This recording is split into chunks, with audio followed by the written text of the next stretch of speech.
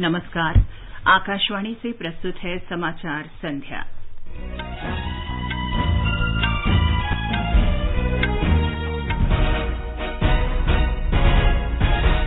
प्रधानमंत्री नरेंद्र मोदी ने मध्य प्रदेश स्टार्टअप नीति और पोर्टल का वर्चुअली शुभारंभ किया। प्रधानमंत्री नरेंद्र मोदी बुद्ध पूर्णिमा के अवसर पर सोमवार को नेपाल में लुम्बिनी जाएंगे। राष्ट्रपति रामनाथ कोविंद कल से जमैका, सेंट विंसेंट तथा ग्रेनेडिन्स की यात्रा पर रवाना होंगे। वाणिज्य और उद्योग मंत्री पीयूष गोयल ने कहा, व्यापक आर्थिक भागीदारी समझौता दुनिया भर के बाजारों के लिए अवसर प्रदान करेगा। भारत संयुक्त अरब अमारात आर्थिक भागीदारी शिखर सम्मेलन का उद्घाटन किया। अप्रैल महीने में देश का माल निर्यात 30% और सेवा निर्यात 53% बढ़ा। नीति आयोग ने जनता तक सरकारी डाटा पहुंचाने के लिए राष्ट्रीय डाटा और एनालिटिक्स प्लेटफॉर्म की शुरुआत की। प्रधानमंत्री मोदी ने इस महीने की 29 तारीख को आकाशवाणी से प्रसारित होने वाले मन की बात कार्यक्रम के लिए आम लोगों से सुझाव साझा करने को कहा है। थॉमस कप बैडमिंटन प्रतियोगिता में भारत और डेनमार्क के बीच सेमीफाइनल मुकाबले में दोनों टीमें अब तक 1-1 मैच जीतकर बराबरी पर और आईपीएल क्रिकेट में रॉयल चैलेंजर्स बैंगलोर और पंजाब किंग्स के बीच मैच जारी।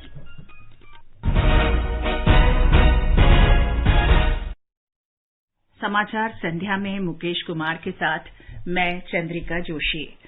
प्रधानमंत्री नरेंद्र मोदी ने आज वीडियो कॉन्फ्रेंस के माध्यम से मध्य प्रदेश स्टार्टअप नीति का शुभारंभ किया। प्रधानमंत्री ने इंदौर में स्टार्टअप कॉन्क्लेव 2022 में स्टार्टअप पोर्टल का भी शुभारंभ किया।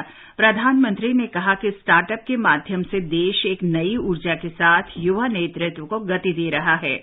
देश में जितनी प्रोएक्टिव स्टार्टअप नीति है, उतना ही परिश्रमी स्टार्टअप नेतृत्व भी है।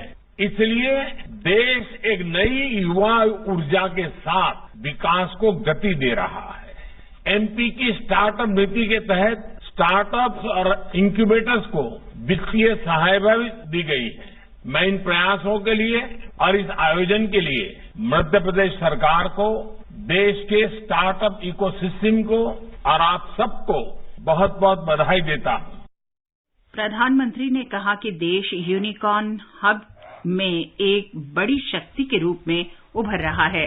आज हमारे देश में करीब 70,000 रिकॉग्नाइज्ड स्टार्टअप्स हैं।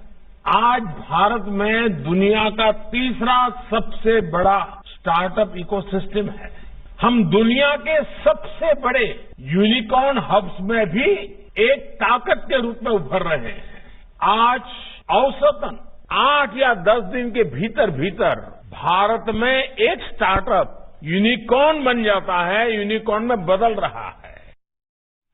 प्रधानमंत्री ने मध्य प्रदेश स्टार्टअप नीति से लाभान्वित हो रहे युवाओं को आर्थिक सहायता प्रदान की। श्री मोदी ने कुछ स्टार्टअप्स के मालिकों से भी बातचीत की। सम्मेलन के दौरान प्रदेश के मुख्यमंत्री शिवराज सिंह चौहान ने कुछ स्टार्टअप्स की सफलता की कहानियों का संग्रह जारी किया। इससे पहले सूक्ष्म, लघु और मध्यम उद्यम मंत्री ओम प्रकाश सखलेचा ने नवीन प्रवृत्तियों और नवाचारों की प्रदर्शनी का उद्घाटन किया। प्रदर्शनी में नए स्टार्टअप द्वारा नवाचार और उद्यमिता पर आधारित उत्पादों को प्रदर्शित किया गया। प्रधानमंत्री नरेंद्र मोदी बुद्ध पूर्णिमा के अवसर पर सोमवार को नेपाल के लुम्बिनी के आधिकारिक दौरे पर जाएंगे। श्री मोदी नेपाल के प्रधानमंत्री शेर बहादुर देउबा के निमंत्रण पर नेपाल जा रहे हैं। नई दिल्ली में प्रधानमंत्री की यात्रा के बारे में विदेश सचिव विनय मोहन क्वात्रा ने कहा कि ये यात्रा भारत की पड़ोसी देशों को प्राथमिकता और प्रतिबद्धता को दर्शाती है। उन्होंने कहा कि लुम्बिनी में प्रधानमंत्री पवित्र माया देवी मंदिर में पूजा अर्चना करेंगे। वे लुम्बिनी डेवलपमेंट ट्रस्ट द्वारा आयोजित बुद्ध जयंती कार्यक्रम को भी संबोधित करेंगे। श्री मोदी अपनी यात्रा के दौरान लुम्बिनी मठ क्षेत्र में बौद्ध संस्कृति और विरासत केंद्र के निर्माण के शिलान्यास कार्यक्रम में भी भाग लेंगे। दोनों प्रधानमंत्री द्विपक्षीय बैठक भी करेंगे। प्रधानमंत्री मोदी की यात्रा भारत की पड़ोसी प्रथम नीति के अंतर्गत भारत और नेपाल के बीच नियमित उच्च स्तरीय आदान प्रदान की परंपरा को जारी रखने के मद्देनजर हो रही है। The visit will, one, add to the positive momentum in our bilateral ties generated by high-level exchanges, including by the last visit of Prime Minister Deuba to India in April. And two, the visit also reaffirms our commitment and demonstrates the priority that Government of India attaches to the neighborhood. राष्ट्रपति Ramnath Kovind Jamaica तथा Saint Vincent और ग्रेनेडीन्स की यात्रा पर कल रवाना होंगे। किसी भी भारतीय राष्ट्राध्यक्ष की इन कैरेबियाई देशों की ये पहली यात्रा है। राष्ट्रपति रविवार से बुधवार तक जमैका में रहेंगे। श्री कोविंद जमैका के गवर्नर जनरल के साथ प्रतिनिधि मंडल स्तर की वार्ता करेंगे। श्री कोविंद जमैका के प्रधानमंत्री एंड्रयू होल्सनेस और अन्य गणमान्य व्यक्तियों से भी मुलाकात करेंगे। राष्ट्रपति कोविंद जमैका की संसद के दोनों सदनों की संयुक्त बैठक को संबोधित करेंगे। विदेश मंत्रालय में सचिव सौरभ कुमार ने बताया कि इस यात्रा से दोनों देशों के बीच संबंध और सुदृढ़ होंगे। जमैका और भारत के बीच मैत्रीपूर्ण संबंध हैं। राष्ट्रपति की ये यात्रा भारत और जमैका के बीच राजनयिक संबंधों की स्थापना की 60वीं वर्षगांठ के अवसर पर हो रही है। राष्ट्रपति कोविंद बुधवार से 21 मई तक सेंट विंसेंट और ग्रेनेडीन्स की यात्रा भी करेंगे। राष्ट्रपति कोविंद सेंट विंसेंट और ग्रेनेडीन्स के गवर्नर जनरल सुसन डॉगन के साथ वार्ता करेंगे। राष्ट्रपति सेंट विंसेंट और ग्रेनेडीन्स के प्रधानमंत्री डॉक्टर रॉल्फ गोंजाल्विस सहित अन्य गणमान्य व्यक्तियों से भी मिलेंगे। वाणिज्य और उद्योग मंत्री पीयूष गोयल तथा संयुक्त अरब अमारात के आर्थिक कार्य मंत्री अब्दुल्ला बिन तौक अल मर्री ने आज मुंबई में भारत संयुक्त अरब अमारात आर्थिक भागीदारी शिखर सम्मेलन का उद्घाटन किया। दोनों नेताओं ने अर्थव्यवस्था को बढ़ावा देने के लिए भारत संयुक्त अरब अमारात स्टार्टअप ब्रिज का भी शुभारंभ किया। श्री गोयल ने कहा कि भारत और संयुक्त अरब अमारात में मिलकर काम करने की बहुत बड़ी संभावनाएं हैं। उन्होंने कहा कि व्यापक आर्थिक भागीदारी समझौता CEPA दुनिया भर के बाजारों के लिए अवसर प्रदान करेगा। श्री गोयल ने कहा कि भारत और संयुक्त अरब अमारात के बीच व्यापार $100 अरब तक पहुंचने की आशा है। श्री गोयल ने कहा कि CEPA ने भारतीय फार्मा उत्पादों को संयुक्त अरब अमारात में तेज गति से अनुमोदन के लिए एक मार्ग प्रदान किया है। उन्होंने कहा कि पहली बार किसी देश ने भारत को ऐसा लाभ दिया है। संयुक्त अरब अमारात के आर्थिक कार्य मंत्री अब्दुल्ला बिन तौक अल मर्री ने कहा कि संयुक्त अरब अमारात भारत का दूसरा सबसे बड़ा निर्यातक देश है। उन्होंने कहा कि CEPA भारतीय कंपनियों को संयुक्त अरब अमारात में अपनी पहुंच बढ़ाने के अच्छे अवसर प्रदान करता है। वाणिज्य और सेवा सहित देश का सकल निर्यात इस वर्ष अप्रैल महीने में बढ़कर नई ऊंचाई तक पहुंच गया। इस दौरान आयात में पिछले वर्ष की तुलना में 39% की वृद्धि हुई। देश का कुल निर्यात बढ़कर 67 अरब 79 करोड़ डॉलर पर पहुंच गया। इस अवधि में माल निर्यात $40 अरब से ऊपर पहुंच गया, जबकि सेवा क्षेत्र का निर्यात बढ़कर 27 अरब 60 करोड़ डॉलर पर पहुंच गया। माल निर्यात में 30% और सेवा क्षेत्र के निर्यात में 53% की वृद्धि वार्षिक आधार पर हुई। मंत्रालय ने कहा कि पेट्रोलियम उत्पाद, इलेक्ट्रॉनिक सामान, प्रसंस्कृत खाद्य पदार्थ, चमड़े के उत्पाद के निर्यात में उल्लेखनीय बढ़ोतरी हुई। गैर पेट्रोलियम उत्पाद, गैर रत्न और आभूषण निर्यात वार्षिक आधार पर 19.89% बढ़कर 28 अरब 46 करोड़ डॉलर पर पहुंच गया। नीति आयोग ने आज राष्ट्रीय डेटा और विश्लेषण मंच का शुभारंभ किया। मंच का उद्देश्य डेटा को सुलभ और उपयोगकर्ता के अनुकूल बनाकर लोगों की सार्वजनिक सरकारी डेटा तक पहुंच का लोकतंत्रीकरण करना है। मंच का शुभारंभ नीति आयोग के उपाध्यक्ष सुमन बेरी ने किया। इस अवसर पर नीति आयोग के मुख्य कार्यकारी अधिकारी अमिताभ कांत और नीति आयोग के अन्य वरिष्ठ अधिकारी भी उपस्थित थे। उच्चतम न्यायालय ने मेडिकल पीजी परीक्षा नीट 2022 स्थगित करने की मांग वाली याचिका को खारिज कर दिया है। न्यायालय ने आज कहा कि परीक्षा में देरी से देश में डॉक्टरों की कमी आएगी, जिससे मरीजों का उपचार गंभीर रूप से प्रभावित होगा। शीर्ष न्यायालय की पीठ ने कहा कि परीक्षा स्थगित करने से अराजकता और अनिश्चितता की स्थिति पैदा होगी और परीक्षा के लिए पंजीकरण कराने वाले छात्र छात्राओं का एक बड़ा वर्ग प्रभावित होगा। न्यायालय ने कहा कि परीक्षा के लिए निर्धारित समय सारणी का पालन किया जाना चाहिए। सड़क परिवहन और राजमार्ग राज्य मंत्री जनरल वीके सिंह ने लोगों को सड़क सुरक्षा के बारे में जागरूक करने के प्रयासों पर जोर दिया है। नई दिल्ली में नवोन्मेष और प्रौद्योगिकी के साथ सुरक्षित और सतत गतिशीलता पर छठे सड़क सुरक्षा सम्मेलन का उद्घाटन करते हुए उन्होंने कहा कि परिवहन संचालन के बारे में जानकारी और सड़क सुरक्षा से देश में दुर्घटनाओं की संख्या को कम किया जा सकता है। जनरल वीके सिंह ने कहा कि प्रत्येक वर्ष सड़क दुर्घटना में करीब 1.5 लाख लोगों की जान जाती है। इनमें अधिकतम युवा लोग हैं, जो अत्यंत चिंता का विषय है। भारत दुनिया में सड़क दुर्घटनाओं के मामले में पहले स्थान पर है। ये समाचार हमारी वेबसाइट newsonair.com/hindi और हमारे mobile app news on AIR पर भी उपलब्ध हैं।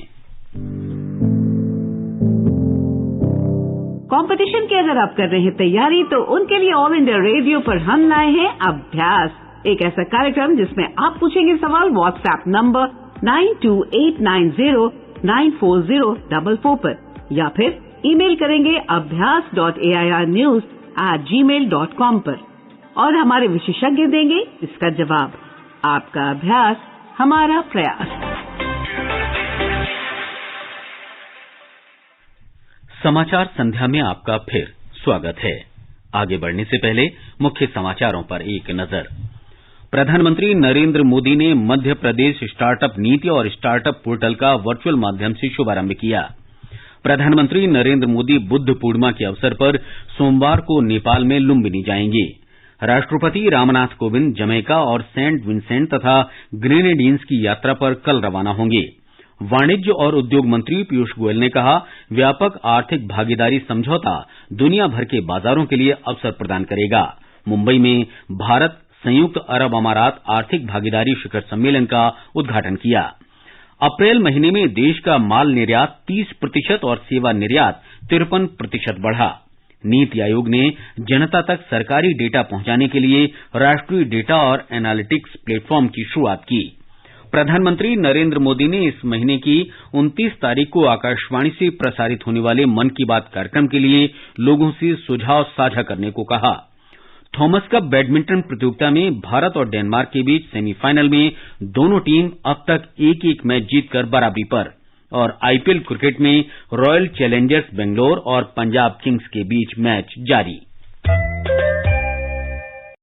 प्रधानमंत्री नरेंद्र मोदी ने इस महीने की 29 तारीख को आकाशवाणी से प्रसारित होने वाले मन की बात कार्यक्रम के लिए आम लोगों से अपने सुझाव साझा करने का निमंत्रण दिया है। एक ट्वीट में प्रधानमंत्री ने कहा कि उन्हें नमो ऐप और माई गॉव वेबसाइट पर टिप्पणियों की प्रतीक्षा रहेगी। उन्होंने कहा कि लोग अपने संदेश दूरभाष संख्या 1800117800 पर भी रिकॉर्ड करा सकते हैं। फोन लाइन 26 मई तक खुली रहेंगी। ये प्रधानमंत्री के मासिक रेडियो कार्यक्रम का 89वां संस्करण होगा। इसके लिए लोग फोन नंबर 1922 पर मिस्ड कॉल भी दे सकते हैं। उसके बाद उन्हें एसएमएस के जरिए एक लिंक मिलेगा, जिस पर वे सीधे प्रधानमंत्री को अपने सुझाव भेज सकते हैं। प्रधानमंत्री नरेंद्र मोदी ने संयुक्त अरब अमारात के राष्ट्रपति शेख खलीफा बिन जायद के निधन पर दुख व्यक्त किया है।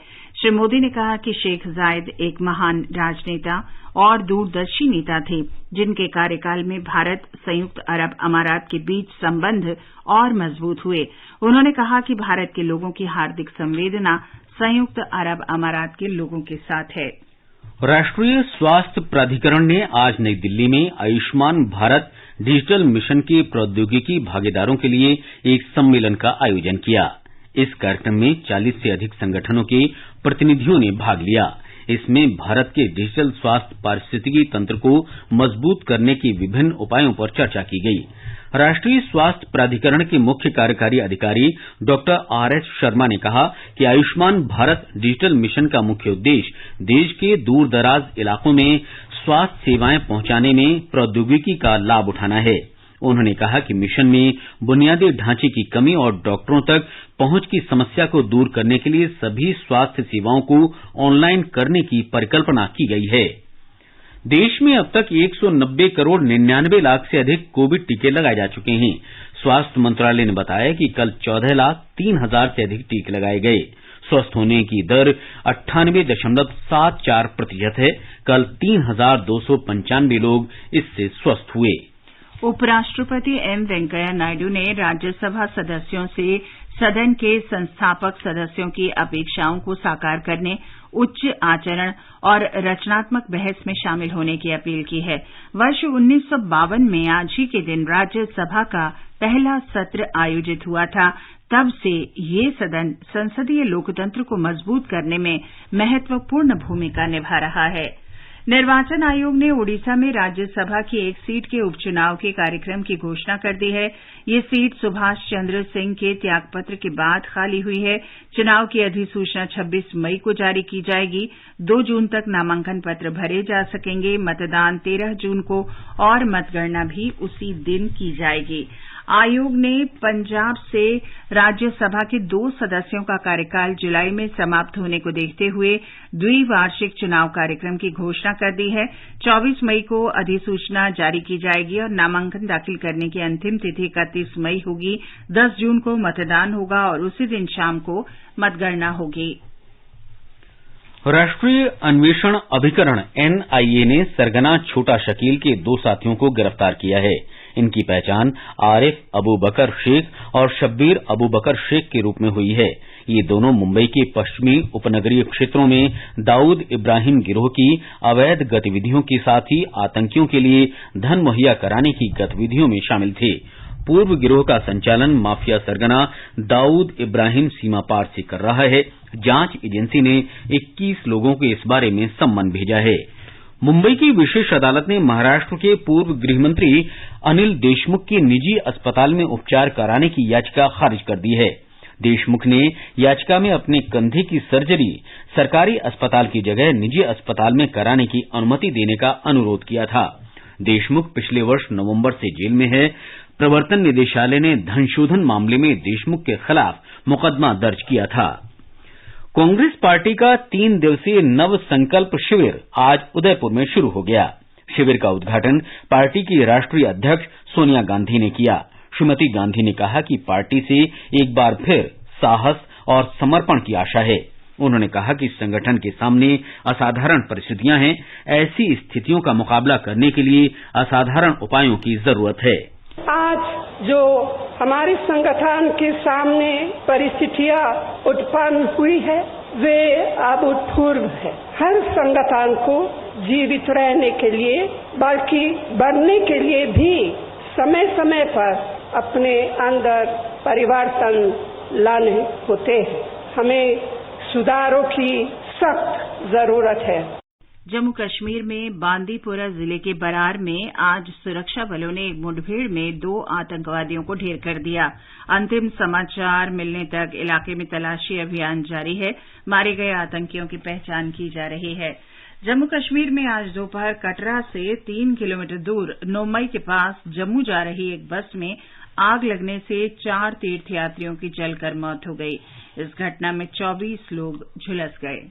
जम्मू कश्मीर में शोपियां जिला प्रशासन स्वच्छ भारत मिशन के अंतर्गत साफ सफाई को बढ़ावा देने के लिए ठोस प्रयास कर रहा है। आकाशवाणी समाचार से भेंट में नगर परिषद के अधिशासी अधिकारी सुहेल मलिक ने बताया कि शौचालय का उपयोग करने और खुले में शौच की प्रवृत्ति छोड़ने के लिए लोगों को जागरूक करने में प्रशासन को बड़ी कामयाबी मिली है। उन्होंने कहा कि परिषद ने अब तक 500 घरों में शौचालय बनवाए हैं।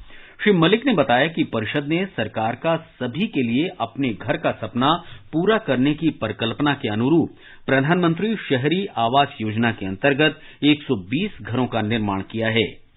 आकाशवाणी का समाचार सेवा प्रभाग आज रात 9:15 पर स्पॉटलाइट में एक विशेष कार्यक्रम जम्मू कश्मीर एक नई सुबह विकास का नया दौर प्रसारित करेगा। विशेष श्रृंखला जम्मू कश्मीर एक नई सुबह की ये तीसरी कड़ी है, जो संपर्क बढ़ाने पर विशेष ध्यान देने के साथ बुनियादी ढांचे के विकास, बिजली उत्पादन और आपूर्ति तथा जल की उपलब्धता के क्षेत्र में सरकार की प्रगति प्रदर्शित करती है।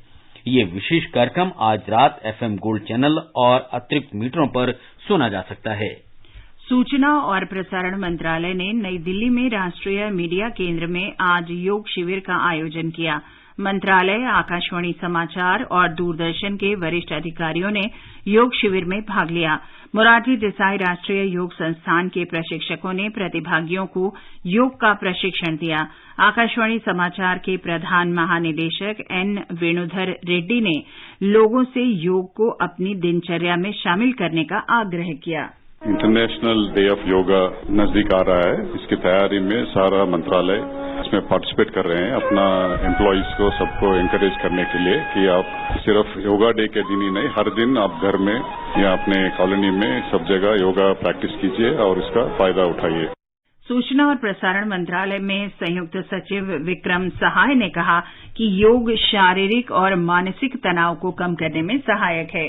योगा फिजिकल और मेंटल दोनों स्ट्रेस के लिए बहुत ही लाभदायक है और ये हम लोग को एक दिन नहीं, 2 दिन नहीं, हर दिन करना चाहिए। हर दिन सुबह में आधा घंटा 45 मिनट अगर हम लोग योगा करते हैं तो मन की भी शांति होगी और बदन भी स्वस्थ रहेगा। तो ये बहुत ही बढ़िया चीज है और सभी लोगों को, सभी देशवासियों को ये करना चाहिए। आजादी का अमृत महोत्सव के अंतर्गत आइए अब सुनते हैं आकाशवाणी की विशेष प्रस्तुति आजादी का सफर। आजादी का अमृत महोत्सव।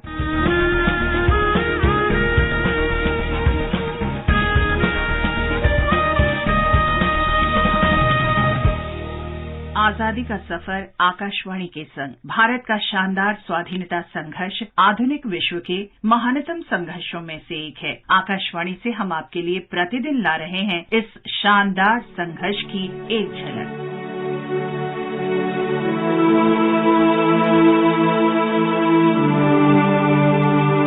आज की कड़ी में हम स्वतंत्रता सेनानी और भारत के पूर्व राष्ट्रपति फखरुद्दीन अली अहमद को याद कर रहे हैं। उनका जन्म 13 मई 1905 को नई दिल्ली में हुआ था।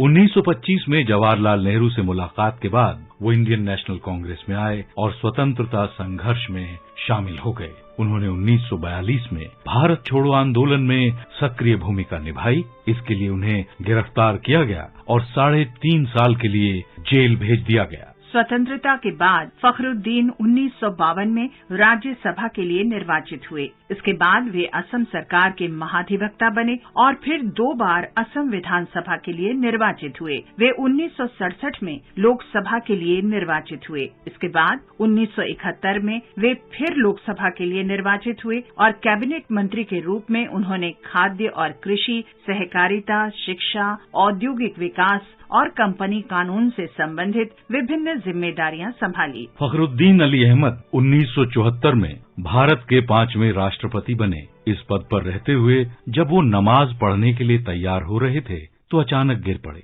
और 11 फरवरी 1977 को उनकी मृत्यु हो गई। आकाशवाणी की तरफ से महान राष्ट्रवादी नेता को हमारा नमन।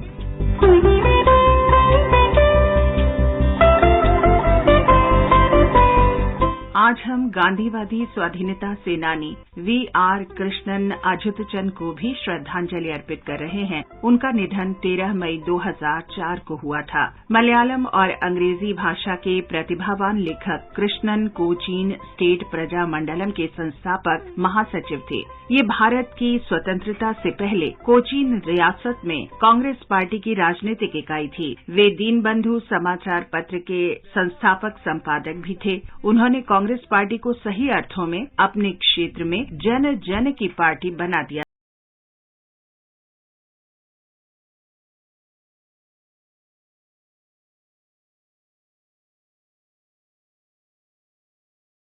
अझुतचंद का जन्म 25 अप्रैल 1909 को त्रिशूर के अवेनिसेरी में हुआ। वो 1925 में त्रिशूर में महात्मा गांधी के साथ बैठक के उपरांत स्वतंत्रता संघर्ष में शामिल होने के लिए प्रेरित हुए। कोचीन के राजा की संप्रभुता समाप्त करने और उत्तरदायी सरकार की स्थापना के उद्देश्य से 9 फरवरी 1941 को प्रजामंडलम की स्थापना की गई।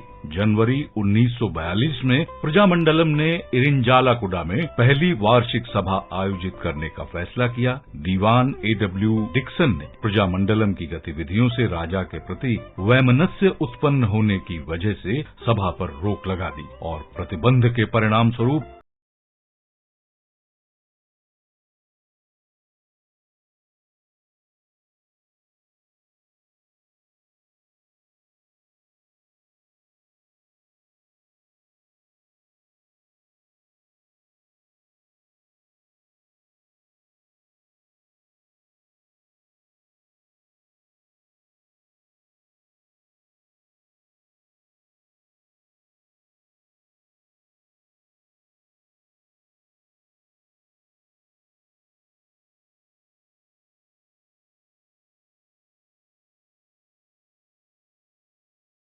अखिल भारतीय कांग्रेस समिति के लिए गांधी जी के नेतृत्व में सम्मेलन आयोजित किया गया। अच्युत चंद और एस नीलकांडा अय्यर प्रजामंडलम के प्रतिनिधि के रूप में सम्मेलन में शामिल हुए। प्रजामंडलम ने 1945 में चुनाव का सामना करने का निर्णय किया। अच्युत चंद को निर्विरोध रूप से कोचीन विधान परिषद के लिए चुना गया। अच्युत चंद नेमारा के प्रतिनिधि के रूप में त्रावणकोर कोचीन विधान परिषद के सदस्य भी थे।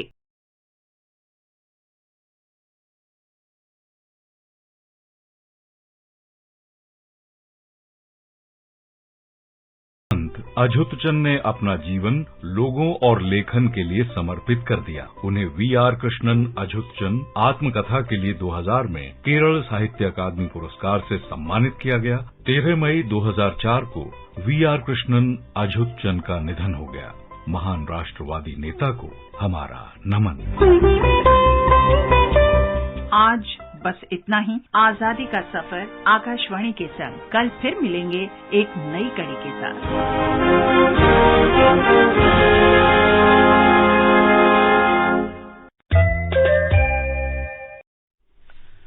थॉमस कप बैडमिंटन टूर्नामेंट के सेमीफाइनल में इस समय भारत का सामना डेनमार्क से हो रहा है।